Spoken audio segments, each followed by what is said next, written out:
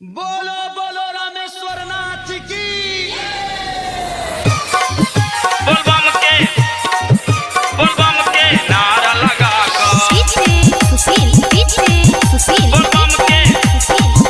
बोलबम के नारा लगा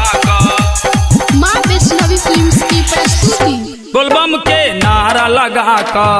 भोला के नाम लक बोलबम के नारा लगा भोला के नाम लक चलो बम कांवर उठा भैजू के नाम अहाँ लक बोलबम के नारा लगा भोला के नाम लक बोलबम के नारा लगा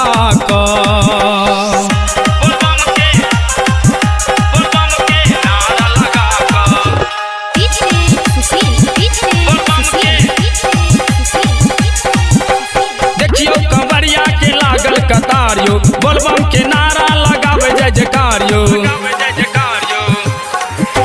देखियो कवरिया के लागल कतारियो बोलबम के नारा लगावे जय जयकारियो ए नान नो रे बहाबू चलो बम कामर उठाबू बोलबम के नारा लगा भोला के नाम लक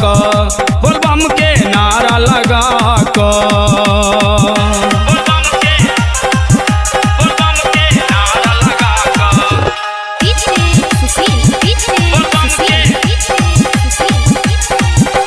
बाबा बैजू के महिमा अपार छे उनके कृपा से ही चले संसार छे बाबा बैजू के महिमा अपार छे उनके कृपा से ही चले संसार छे ए ना नहीं मत हार का चलो बम डेग कने झर का बोलबम के नारा लगा बैजू के नाम लक बोलबम के नारा लगा